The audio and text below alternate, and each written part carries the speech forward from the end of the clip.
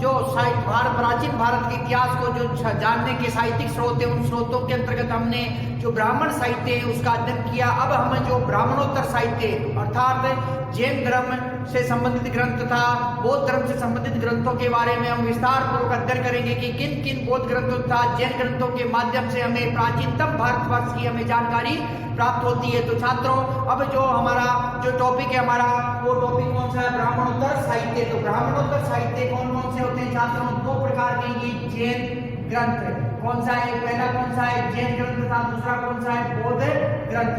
तथा जैन ग्रंथ में बौद्ध ग्रंथों के माध्यम से भी हम क्या कर सकते हैं छात्रों? प्राचीनतम भारतवर्ष के इतिहास की जानकारी प्रदान प्राप्त कर सकते हैं। जैन तथा बौद्ध ग्रंथ प्राचीनतम भारत की सटीक व प्रमाणिक जानकारी हमें प्राप्त अर्थात प्रदान ये करते हैं। तो छात्रों, अब हम जो ब्राह्मणोत्तर साहित्य के बारे में जो जानकारी प्राप्त करेंगे, हम सबसे पहले हम देखेंगे किसे कि बौद्ध ग्रंथों को। किसे देखेंगे छात्रों? हम बौद्ध ग्रंथों के बारे में हमें जानकारी प्राप्त करेंगे। तो बौद्ध ग्रंथों के बारे में छात्रों जो हम जानकारी प्राप्त करते हैं, इसमें बौद्ध साहित्य मोस्ट इंपोर्टेंट है छात्रों ये बौद्ध साहित्य। तो बौद्ध साहित्य के बारे में हमें जो जानकारी प्राप्त करते हैं छात्रों, त्रिपिटक। जो बौद्ध साहित्य है वो कौन से छात्रों? त्रिपिटक। पहला है ये कौन से छात्रों? पहले ग्रंथ है त्रिपिटक। बौद्ध धर्म के सबसे प्राचीनतम ग्रंथ हैं।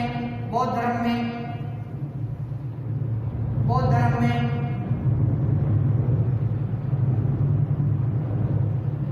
सबसे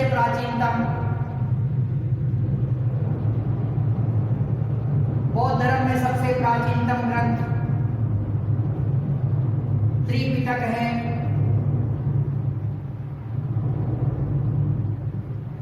सबसे प्राचीनतम ग्रंथ त्रिपिटक है।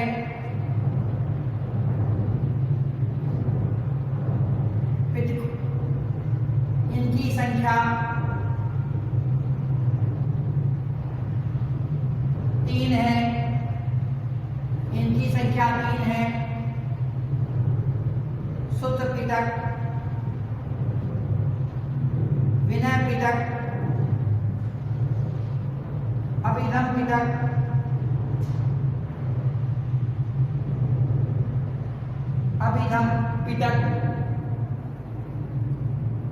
इनकी संख्या 3 है। सूत्र पिटक, अभिधम पिटक। त्रिपिटकों में सबसे बड़ा सूत्र पिटक है। त्रिपिटकों में सबसे बड़ा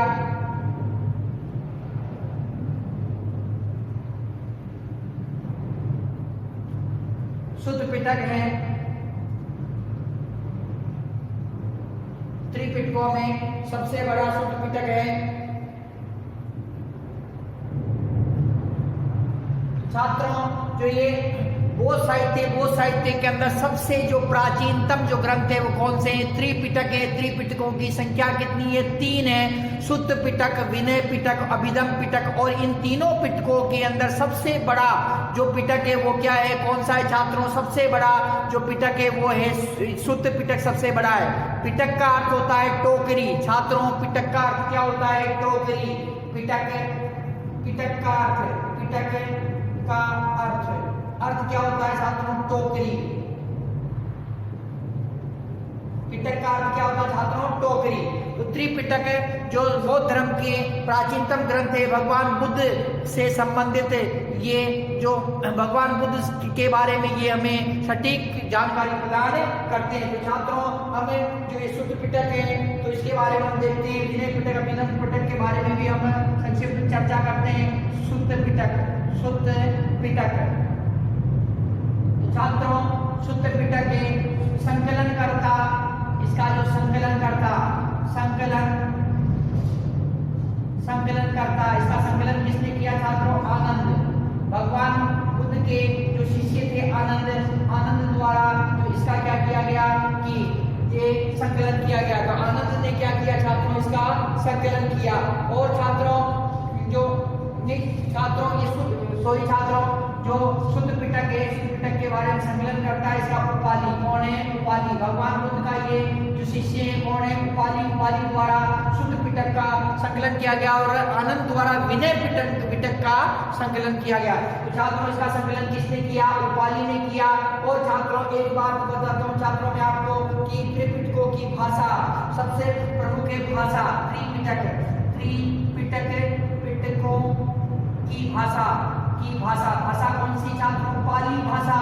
पाली भाषा के अंदर त्रिपिटकों का निर्माण हुआ छात्रों। शुद्ध पिटक संकलनकर्ता कौन था? उपाली। उपाली द्वारा इसका संकलन किया गया। बुद्ध के धार्मिक विचारों व वचनों का संग्रह, इसमें भगवान बुद्ध के धार्मिक विचारों, इसमें भगवान बुद्ध के धार्मिक विचारों का संकलन,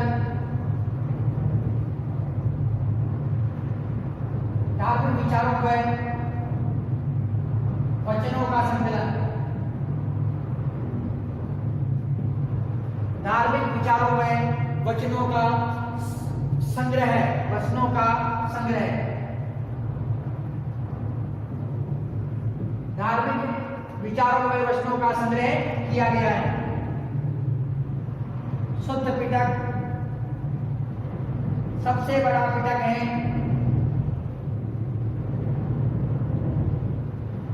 शुद्ध पिटक सबसे बड़ा पिटक है।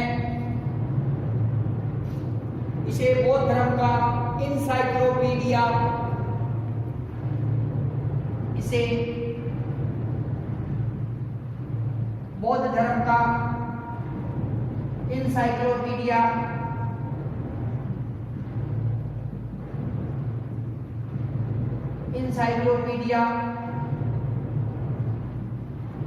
कहा जाता है। बौद्ध धर्म का इंसाइक्लोपीडिया कहा जाता है।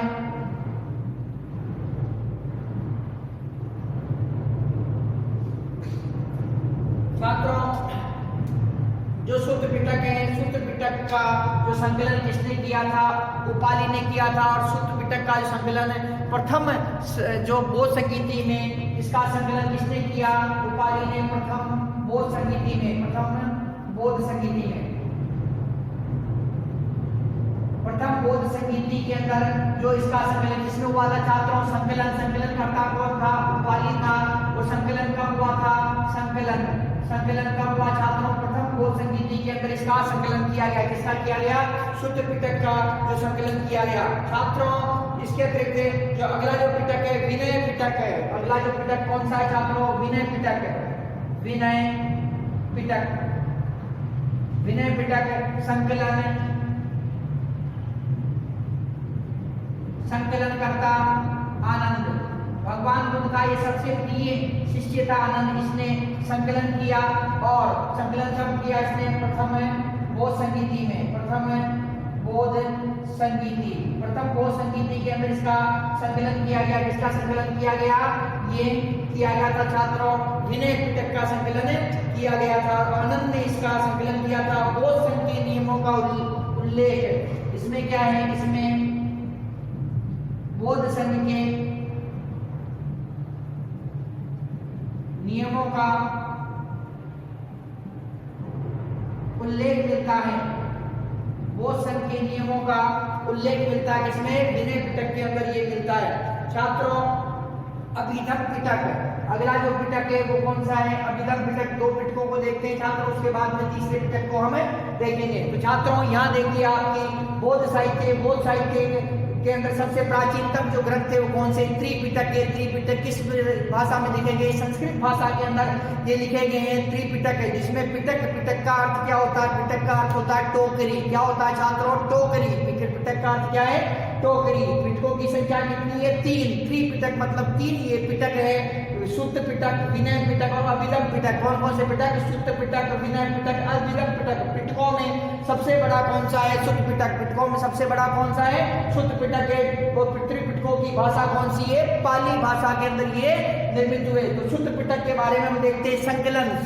महात्मा बुद्ध के जो विचार थे उनका जो संकलन किया गया, उनके जो कहे गए भाषण थे, उपदेश थे, उनके वचन थे, उनका संकलन किसने किया? महात्मा बुद्ध के शिष्य ने ये किया कि उपाली द्वारा इसका संकलन किया गया। कब किया गया? प्रथम बौद्ध संगीति के अंदर इसका संकलन हुआ। और किसने किया? ये उपाली, जो भगवान बुद्ध का जो प्रिय शिष्यों में से एक था उपाली, उसके द्वारा ये संकलन किया गया। शुद्ध पिटक सबसे बड़ा पिटक है। इसे बौद्ध धर्म का विश्वकोश या बौद्ध धर्म का शब्दकोश या बौद्ध धर्म का एनसाइक्लोपीडिया कहा जाता है। एनसाइक्लोपीडिया, बौद्ध धर्म का एनसाइक्लोपीडिया के कौन कहलाता है? शुद्ध पिटक कहलाता है। छात्रों, इसमें भगवान बुद्ध के धार्मिक विचारों व वचनों का संग्रह मिलता है। इसमें भगवान बुद्ध के जो धार्मिक विचार हैं, वे वचन है, उनके द्वारा जो उपदेश दिए गए उनका संग्रह इसमें मिलता है। विनय पिटक, इसका जो दूसरा पिटक है विनय पिटक, इसका संकलन किसने किया? आनंद। भगवान बुद्ध का ये सबसे प्रिय शिष्य था आनंद। इसने प्रथम जो बौद्ध संगीति थी 483 ईस्वी पूर्व प्रथम बौद्ध संगीति का आयोजन हुआ था। तो उस बौद्ध संगीति के समय में इसने इसे जो पिटक है कौन सा? विनय पिटक, इसका संकलन किया था। तो छात्रों, विनय पिटक में क्या मिलता है? बौद्ध संघ के नियमों का उल्लेख मिलता है। विनय पिटक में हमें बौद्ध संघ के नियमों का हमें क्या मिलता है छात्रों? उल्लेख हमें मिलता है। छात्रों, जो तीसरा जो पिटक है, तीसरा पिटक कौन सा है? तीसरा पिटक है वो है अभिधम पिटक है। कौन सा पिटक है? अभिधम पिटक। तीसरा पिटक है अभिधम पिटक। संकलनकर्ता जो है, संकलनकर्ता कौन है छात्र? इसका मोगली पुत्र तिस्य। मोगली पुत्र तिस्य। और संकलन कब हुआ? संकलन का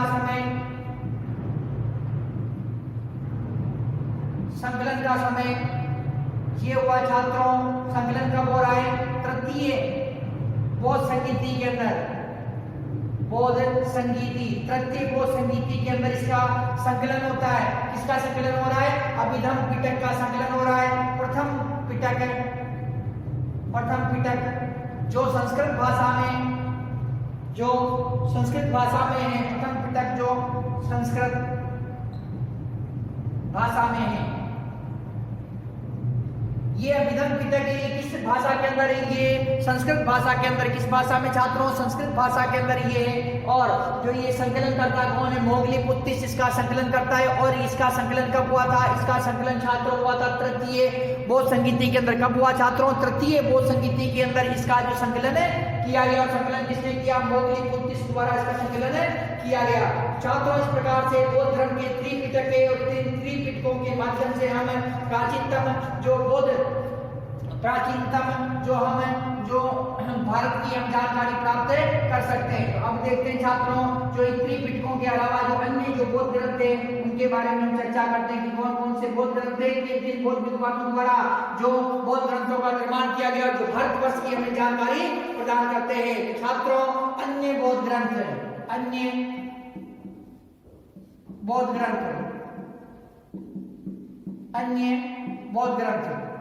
तो छात्रों, अन्य बौद्ध ग्रंथ में दीपवंश, महावंश, महाबोधिवंशम,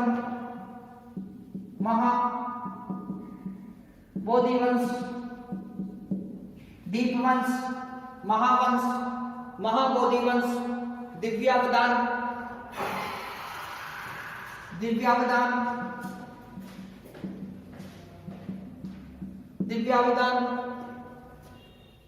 मिलिंद पन्हो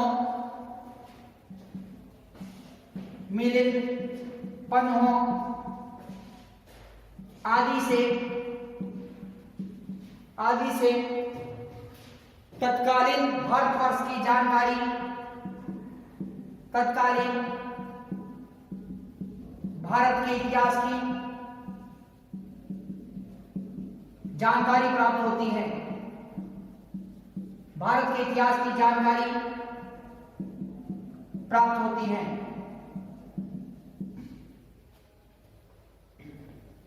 छात्रों, जो ये बौद्ध ग्रंथ है इनके अंतर्गत देखते हैं छात्रों हम कि अगले कि दिव्य दीप वंश, महावंश, महाबोधि वंशम, दिव्यावदान, मिलन पन्नो आदि से हम तत्कालीन भारतवर्ष की जानकारी प्राप्त होती है।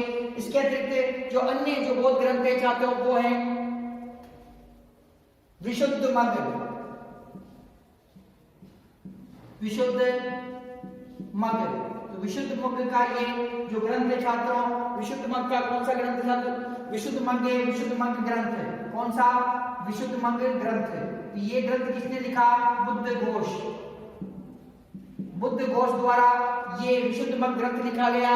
इसमें बौद्ध सिद्धांतों का हीनयान शाखा का ग्रंथ है। ये किस शाखा का? हीनयान, हीनयान शाखा।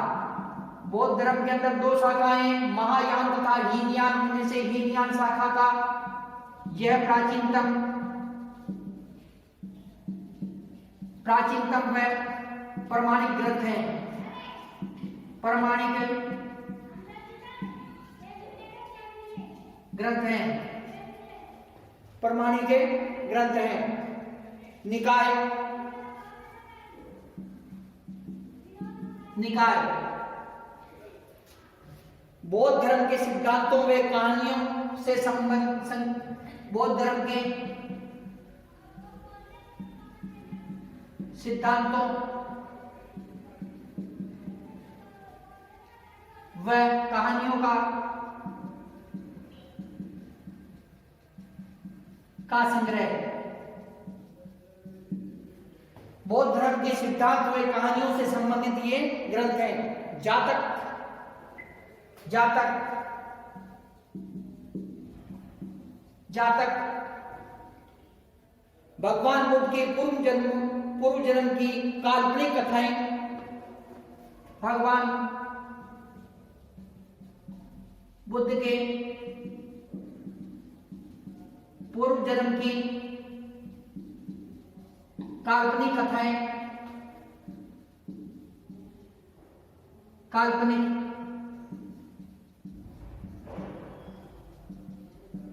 भगवान बुद्ध के पूर्व जन्म की काल्पनिक कथाएं हैं। इनकी संख्या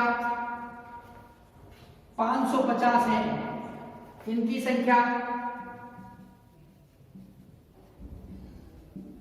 550 है। इनकी संख्या 550 है।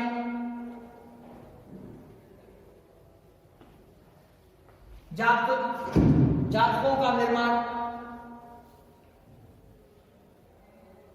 जातकों का निर्माण ईसा पूर्व प्रथम शताब्दी में हो चुका था। जातकों का निर्माण ईसा पूर्व प्रथम शताब्दी में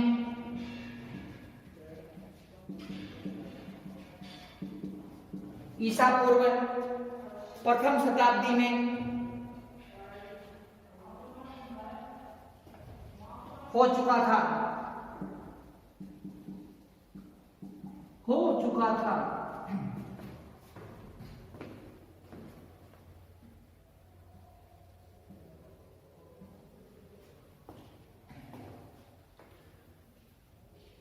दीपवंश, दीपवंश इसकी रचना 4वीं-5वीं शताब्दी में। इस बौद्ध ग्रंथ की रचना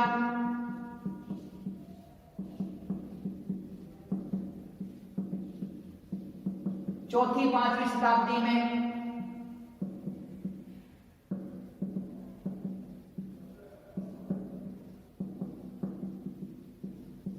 हुई। 4वीं-5वीं शताब्दी में हुई। महावंश, महावंश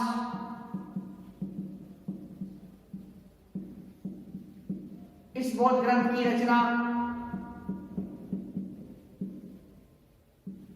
इस बौद्ध ग्रंथ की रचना भी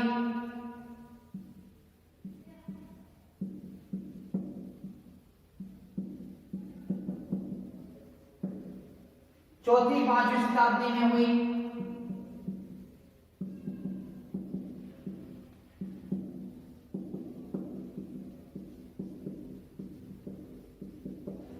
चौथी 5वीं शताब्दी में हुई। मिलिंद पन्हो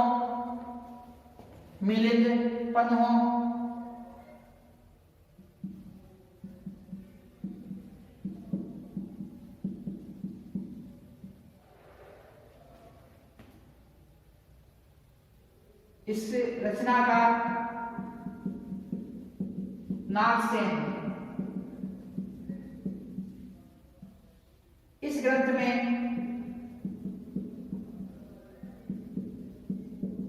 यूनानी शासक मिनांडर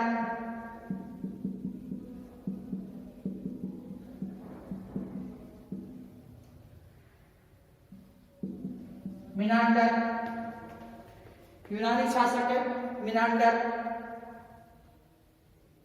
व बौद्ध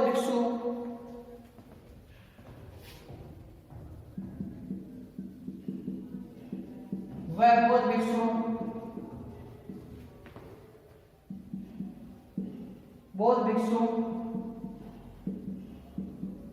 नागसेन के मध्य दार्शनिक वार्तालाप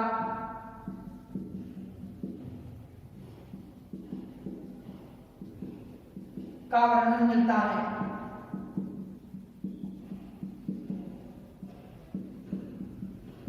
दार्शनिक वार्तालाप का वर्णन मिलता है। दिव्यावदान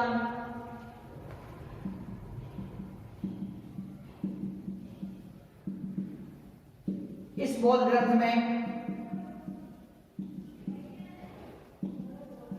प्राचीन भारत के अनेक राजाओं का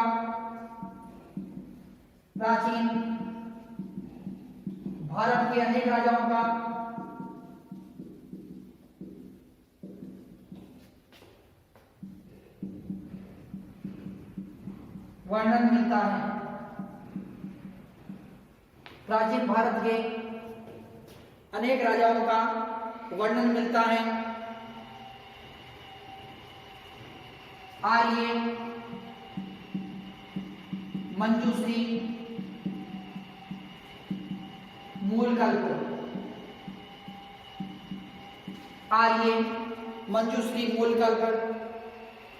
गुप्त शासकों का वर्णन मिलता है।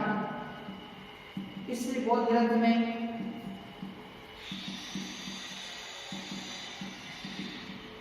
गुप्त शासकों का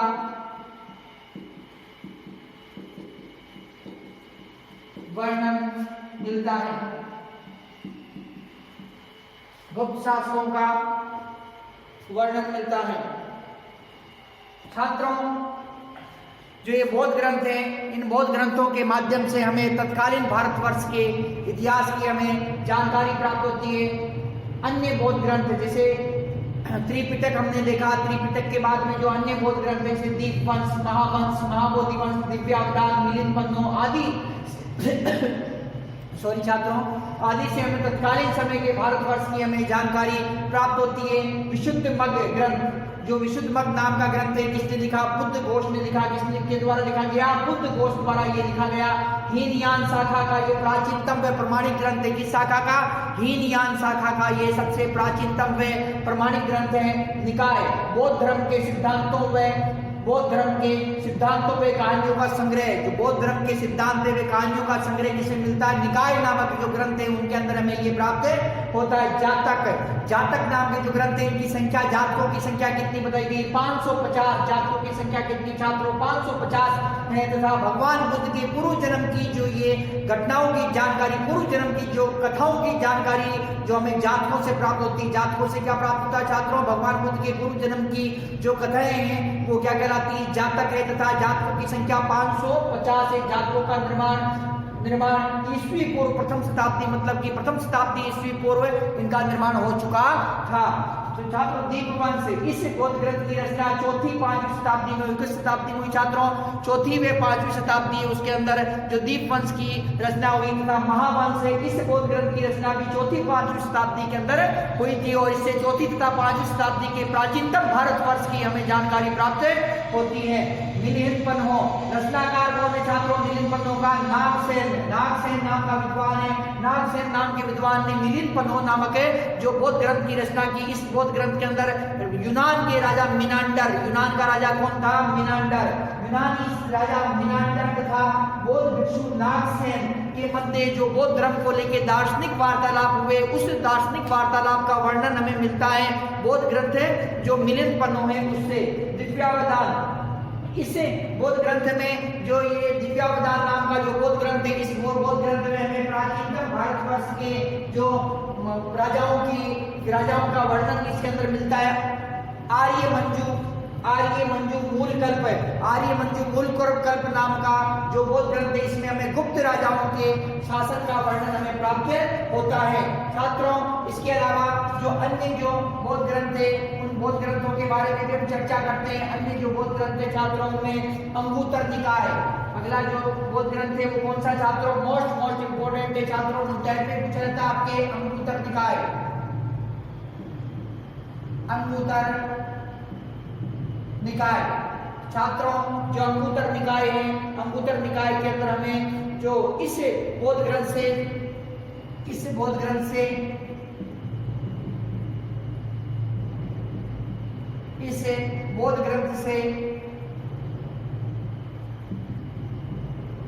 प्राचीन भारत के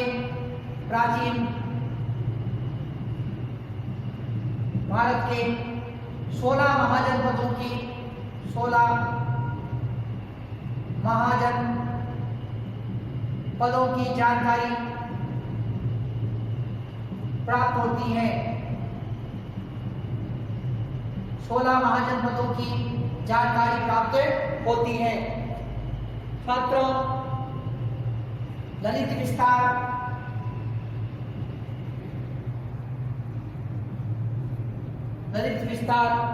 व महावस्तु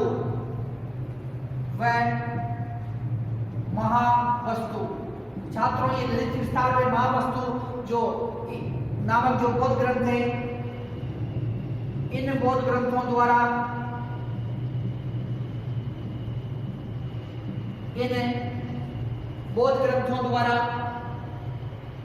मौर्य व शाक्य राजवंश की जानकारी प्राप्त होती है।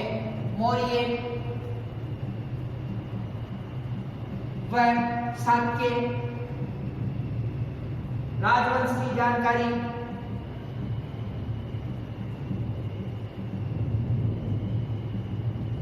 प्राप्त होती है।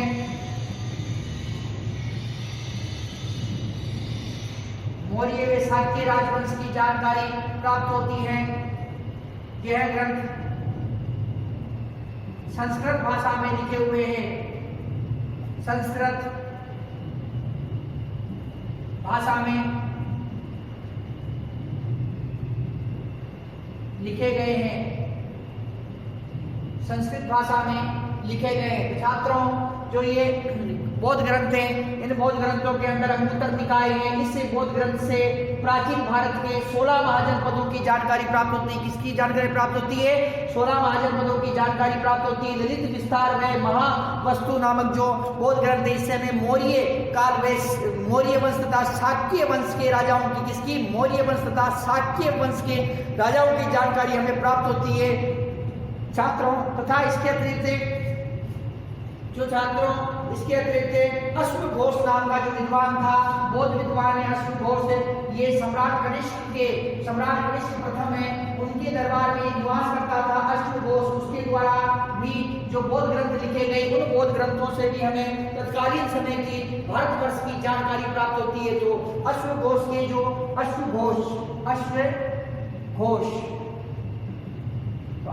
से छात्रों यह विद्वान कुषाण वंश के राजा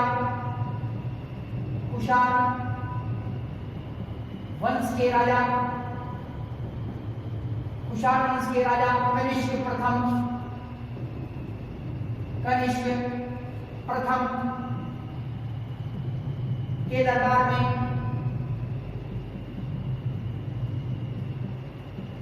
निवास करता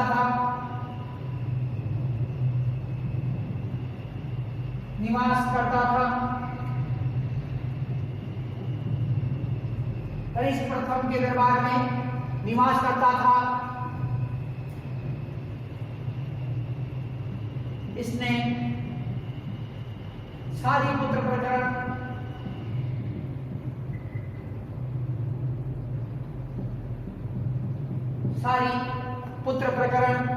इसने सारी पुत्र प्रकरण, बुद्ध चरित्र, सोरानंद, बुद्ध चरित्र, सोरानंद नामक ग्रंथ लिखे।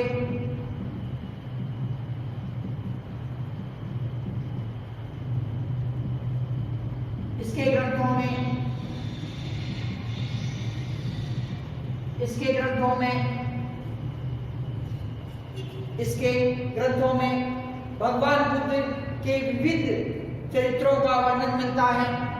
भगवान बुद्ध के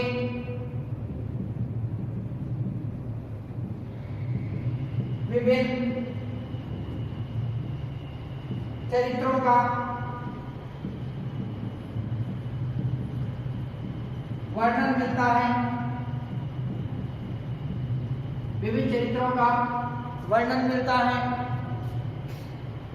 तो छात्रों, जो अश्वघोष है ये विद्वान कुषाण वंश के राजा कनिष्क के दरबार के अंदर ये निवास करता था। और इस विद्वान द्वारा जो सारी पुत्र प्रकरण, बुद्ध चरित्र, सोरानंद, कौन कौन से ग्रंथ? सारी पुत्र प्रकरण, बुद्ध चरित्र व सोरानंद नामक इसने क्या किए? ग्रंथ की रचना की। इसके ग्रंथों में भगवान बुद्ध के विभिन्न चरित्रों का वर्णन मिलता है। तो इस प्रकार से छात्रों, जो प्राचीनतम भारतवर्ष है, प्राचीनतम भारतवर्ष की जानकारी प्राचीनतम जो भारतवर्ष है इनकी जानकारी हम बौद्ध ग्रंथों के माध्यम से प्राप्त कर सकते हैं। छात्रों, इसी प्रकार से जो ब्राह्मणोत्तर साहित्य है उसके अंदर अब हम बौद्ध ग्रंथों के बाद में अब जैन ग्रंथों के बारे में, जैन साहित्य के बारे में अध्ययन करते हैं। छात्रों की जैन साहित्य के माध्यम से भी हम तत्कालीन भारतवर्ष की हम प्राचीनतम जो जानकारी प्राप्त कर सकते हैं। तो छात्रों, अब हम देखते हैं जैन धर्म के ग्रंथ। जैन ग्रंथ मोस्ट इंपोर्टेंट है छात्रों, जैन ग्रंथ। तो जैन ग्रंथ कौन कौन से जो हमें जो तत्कालीन भारतवर्ष के इतिहास की जानकारी प्रदान करते हैं उसके बारे में देखते हैं। छात्रों, जैन ग्रंथ प्राकृत भाषा में लिखे गए। जैन साहित्य प्रारंभ में प्राकृत भाषा में मिलता है। प्राकृत भाषा में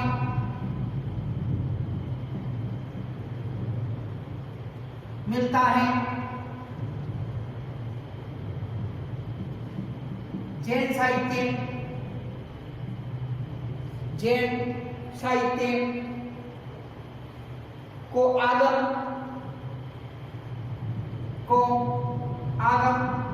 और आगम का मतलब क्या होता है? सिद्धांत। जैन साहित्य को आगम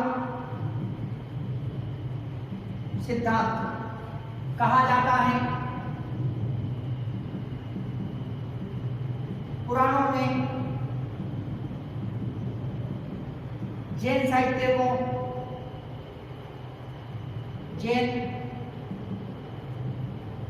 पुराणों में जैन साहित्य को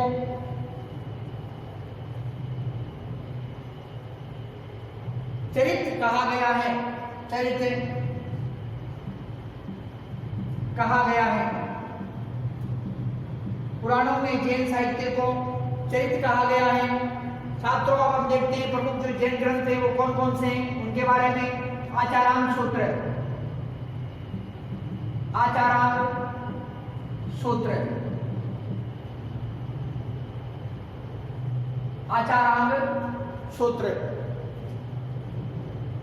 जैन भिक्षुओं के आचार नियम का उल्लेख किया गया है। इस ग्रंथ में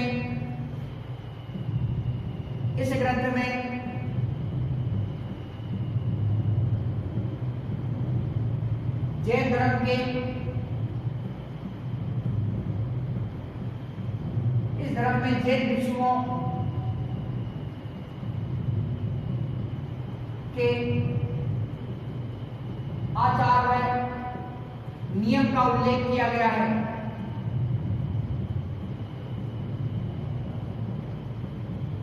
उल्लेख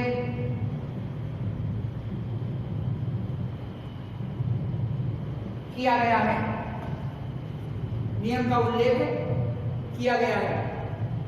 भगवती सूत्र, भगवती सूत्र, इस ग्रंथ में 16 महाजनपद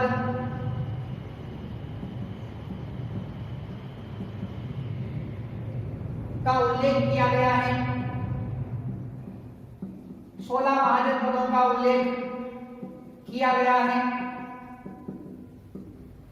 इस ग्रंथ में 16 महाजनपदों का उल्लेख किया गया है। साथ ही भगवान महावीर स्वामी के जीवन का उल्लेख भी मिलता है।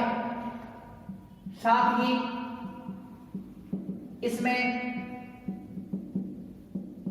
भगवान महावीर स्वामी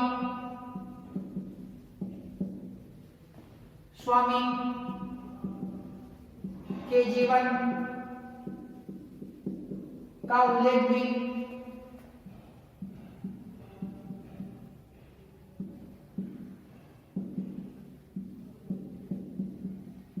मिलता है। नायाधम कहा, नायाधम कहा, इस ग्रंथ में भगवान महावीर स्वामी की शिक्षाओं का संग्रह है। भगवान महावीर स्वामी की शिक्षाओं का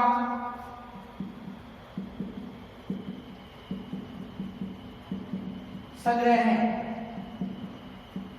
भगवान महावीर स्वामी की शिक्षाओं का संग्रह है। कल्प सूत्र, कल्प सूत्र, रचनाकार भद्रबाहु, भद्रबाहु, 4वीं शताब्दी ईस्वी पूर्व इस ग्रंथ की रचना की गई।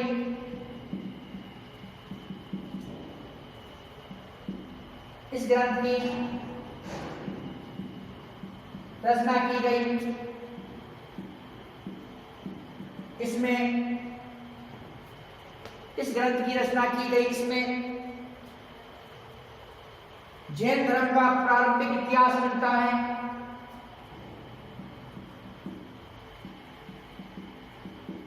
प्रारंभिक इतिहास,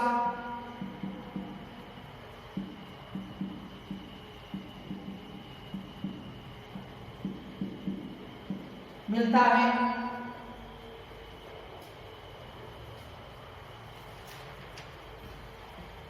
परिशिष्ट पर्व, परिशिष्ट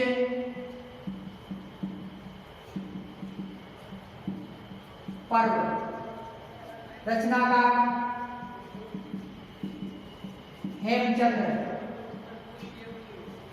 रचनाकार हेमचंद्र,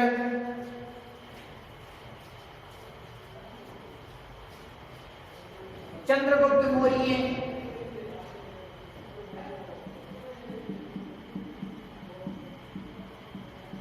के जीवन चरित्र, मौर्य वंश व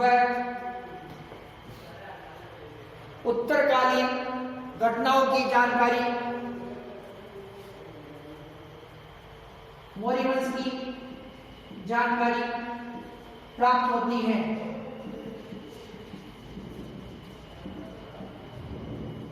बारहवीं शताब्दी में इस ग्रंथ का निर्माण हुआ।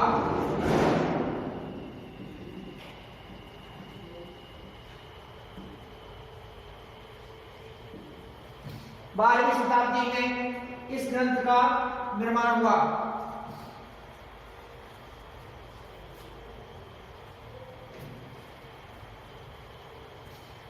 अन्य जैन ग्रंथ, अन्य जैन ग्रंथ, भद्रबाहु चरित्र,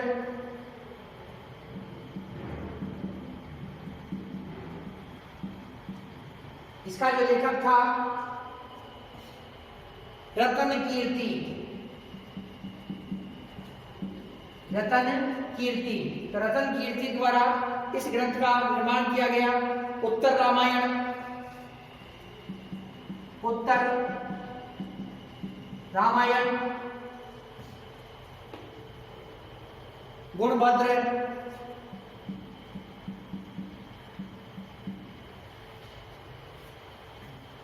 कोवलयमाला, उद्योतन सूरी, उद्योतन सूरी, आदि पुराण, जीनसेन, जीनसेन, कथाकोश,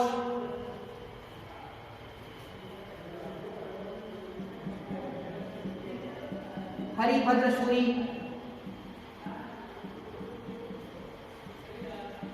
हरिभद्र सूरी, मूर्खाख्यान, मूर्खाख्यान,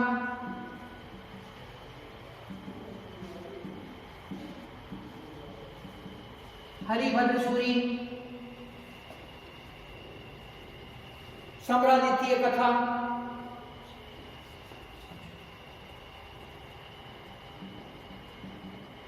सम्रादित्य कथा, हरिभद्र सूरी, हरिभद्र सूरी। छात्रों, जो ब्राह्मणोत्तर साहित्य है, ब्राह्मणोत्तर साहित्य के अंदर जैन ग्रंथों का अत्यंत ही महत्वपूर्ण स्थान है। और जो जैन साहित्य का प्रारंभ में प्राकृत भाषा में मिलता है, जैन साहित्य प्रारंभ में हमें प्राकृत भाषा के अंदर मिलता है, बाद में ये संस्कृत भाषा के अंदर भी लिखा गया। तो छात्रों, जो प्रारंभिक हमें जो ग्रंथ प्राप्त होते हैं जैन धर्म से संबंधित, वो प्राकृत भाषा के अंदर प्राप्त होते हैं। जैन साहित्य को आगम कहा जाता है। आगम का अर्थ क्या होता है? सिद्धांत। तो छात्रों, जैन साहित्य क्या कहा जाता है? आगम कहा जाता है। और आगम का अर्थ क्या होता है? सिद्धांत होता है। पुराणों में जैन साहित्य को चरित्र के नाम से जाना जाता है। पुराणों में किस नाम से जाना जाता है? चरित्र के नाम से जो जैन साहित्य को जाना जाता है। छात्रों, जो आचारांक जैन जो ग्रंथ है, प्रमुख जैन ग्रंथ, उनके बारे में देखते हैं। आचारांक सूत्र जैन ग्रंथ कौन सा है? आचारांक सूत्र। इस ग्रंथ में जैन भिक्षुओं के आचार व नियम का उल्लेख किया गया है। तो आचारांक सूत्र नामक जो जैन ग्रंथ है, इसमें किसका उल्लेख किया गया है? इसमें जैन भिक्षुओं के आचार व नियमों का इसके अंदर जो उल्लेख किया गया है। भगवती सूत्र मोस्ट इंपोर्टेंट है ये। इसमें जो ग्रंथ में 16 महाजनपदों का उल्लेख किया गया है, साथ ही भगवान महावीर स्वामी के जीवन चरित्र का भी इसमें वर्णन मिलता है। जो प्राचीन भारत के अंदर 16 महाजनपद थे, उन 16 महाजनपदों का जो उल्लेख मिलता है हमें किसके अंदर मिलता है छात्रों?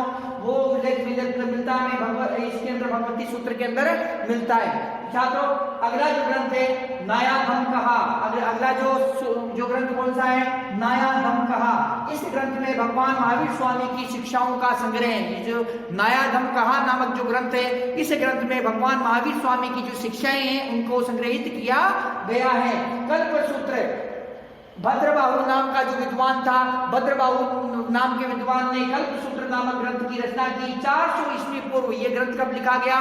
400 ईस्वी पूर्व इस ग्रंथ का निर्माण हुआ। और इस ग्रंथ में जैन धर्म का प्रारंभिक इतिहास मिलता है। किसका इतिहास मिलता है? जैन धर्म का प्रारंभिक इतिहास जो भद्रबाहु के ग्रंथ कल्पसूत्र के अंदर में प्राप्त होता है।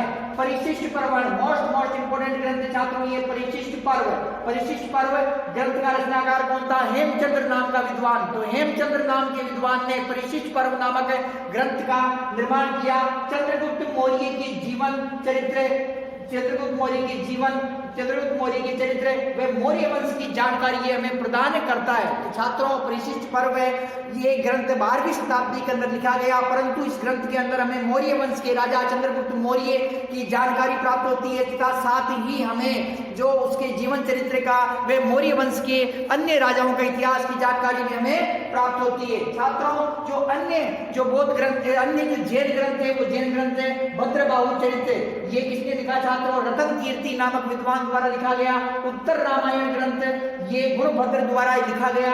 कुवलय वाला उद्योतन सूरी नाम का जो विद्वान था उसने इस ग्रंथ का निर्माण किया।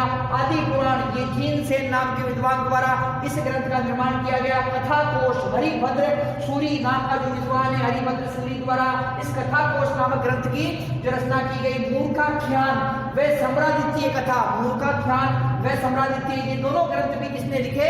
हरिभद्र सूरी ने लिखे। तो इस प्रकार से छात्रों, जो ब्राह्मणोत्तर साहित्य, बौद्ध धर्म तथा जैन धर्म के जो ग्रंथ हैं, उन ग्रंथों के माध्यम से हमें तत्कालीन समय के भारतवर्ष की हमें सटीक व प्रमाणिक जानकारी हमें प्राप्त होती है। तो छात्रों, इस प्रकार से हम जो धार्मिक साहित्य के माध्यम से, जिसके अंदर ब्राह्मण साहित्य तथा ब्राह्मणोत्तर साहित्य, तो उसके माध्यम से हम प्राचीनतम भारत की प्रमाणिक जानकारी हम प्राप्त कर सकते हैं। तो छात्रों, अब हम देखेंगे कि लौकिक जो साहित्य अर्थात जो ऐतिहासिक ग्रंथ है उसके माध्यम से हम किस प्रकार से जो प्राचीन भारत के इतिहास की जानकारी प्राप्त कर सकते हैं, तो उसके बारे में हम चर्चा करेंगे।